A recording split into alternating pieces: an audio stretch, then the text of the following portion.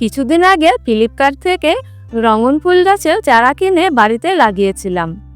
আর তাতে আমার লাভ হলো না লোকসান, আজকের ভিডিওতে জানতে পারবে। নমস্কার বন্ধুরা, আমি Shilpi Mallick. Welcome to my video. 5 রঙের 5টি রঙন ফুলের চারা অর্ডার করেছিলাম। আমার কাছ থেকে দাম নিয়েছিল 144 টাকা। প্যাকেট খুলে দেখি একটি চারা ভাঙা ছিল, কিন্তু আমি রিটার্ন না করে চারাগুলো টবে লাগানোর সিদ্ধান্ত নিলাম। আমার বড় ছেলে নার্সারি থেকে 1 বস্তা সার মেশানো মাটি আর 6টি নতুন টব কিনে আনলো। 1 বস্তা সার মেশানো মাটির দাম নিয়েছে 100 টাকা, আর 12 ইঞ্চি টব 40 টাকা পিস করে নিয়েছে। এই সার মেশানো মাটি আর 12 ইঞ্চির টব তোমাদের ওখানে কত টাকা দাম আমাকে কমেন্টে অবশ্যই জানিও। আমাদের এখানে সার মেশানো মাটি 2 রকমের পাওয়া যায়। একটা আছে 120 টাকা আর একটা 100 টাকা। আমি 100 টাকাটাই এনেছি। খুব বেশি সার মেশানো মাটি আমার দরকার নেই, আমি বাড়িতেই সার তৈরি করি। 6টি টব কিনেছি। এটি টব বেশি এনেছি কারণ ওই টবে আমি একটি নোয়াল ফল গাছ লাগাবো। সুন্দরবনে বেড়াতে গিয়ে অনেক নোয়াল ফল এনেছিলাম।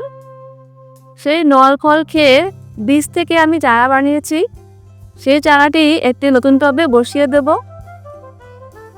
অনেক সময় সার মেশানো মাটিতে সরাসরি চারা লাগালে মরে যায়, তাই আমার বরমশাই বাড়ির পুরনো মাটির সাথে সারের মাটি ভালো করে মিশিয়ে দিল। বাড়ির পুরনো মাটি ভালো করে রোদে শুকিয়ে ঝুরঝুরে করে বস্তায় ভরে রেখেছিলাম। আমি আমার ছাদ বাগানে ফুল গাছ, ফল গাছ আর সবজি গাছ লাগাতে ভালোবাসি। তোমরা কি কি গাছ লাগাতে ভালোবাসো আমাকে কমেন্টে জানিও। যারা এখনও আমার চ্যানেলটি সাবস্ক্রাইব করোনি, প্লিজ সাবস্ক্রাইব করে দিও। টবের ভেতর 2টি করে ছিদ্র আছে। পাথর আর ইটের টুকরো দিয়ে ছিদ্রটা ঢেকে নিয়ে মাটি দেব, তাহলে টবে জল নিষ্কাশনের ব্যবস্থাটা অনেক ভালো হবে। তা না হলে মাটি আটকে ওই ছিদ্রগুলো বন্ধ হয়ে যায় আর টবের গাছের গোড়ায় জল জমে গাছ মরে যায়। একটি টবের মধ্যে মাটি ভরে নিয়ে একটি চারা তোমাদের লাগিয়ে দেখাচ্ছি। কোন চারায় কী রঙের ফুল হবে কিছুই বোঝা যাচ্ছে না, কারণ গাছে কোনো কুঁড়িও নেই। এই রঙন গাছ কিন্তু মিনি রঙন গাছ, তাই টবে লাগালেই ভালো হবে। ছাদের উপরেই রেখে দেব, আর ওই ভাঙা চারাটিও লাগিয়ে দেব। দেখা যাক কয়টি চারা বেঁচে ওঠে। প্রথমে এই প্লাস্টিকের প্যাকেট গোড়া থেকে খুলে নেব। চারার গোড়ায় অনেক সুন্দর শেকড় হয়েছে, দেখো তোমরা। মাটিতে বসালেই গাছগুলো বেড়ে উঠবে। এই গাছগুলো লাগানোর পর 1 সপ্তাহ আমি ছায়া জায়গায় রেখে দেব। তারপর একদম রোদের মধ্যে রেখে দেব টবগুলো। 3 দিন পর পর গাছে জল দেব। অতিরিক্ত জল দিলে আবার নতুন চারা মরে যায়। মাটিটাকে ভালো করে চেপে চেপে বসিয়ে দেব।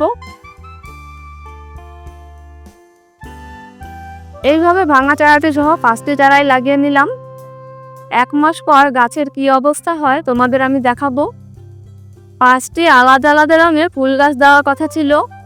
যতক্ষণ পর্যন্ত ফুল না আসছে বুঝতে পারছি না সবগুলো একই রঙের ফুল হবে নাকি আলাদা আলাদা। তোমাদেরকে অবশ্যই দেখাবো আমি কি কি রঙের ফুল হলো আমার। ভাঙা চারাটির সাথে আরও একটি চারা মারা গেছে। মোট 3টি চারা বেঁচে আছে। নোয়াল ফল গাছটাও লাগিয়ে দিয়েছি। এবার তোমরাই বলো আমার লাভ হলো না লোকসান। ভিডিওটি ভালো লাগলে প্লিজ লাইক করে দিও,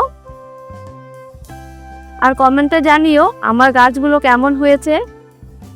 সবাই খুব ভালো থেকো, সুস্থ থেকো। টাটা।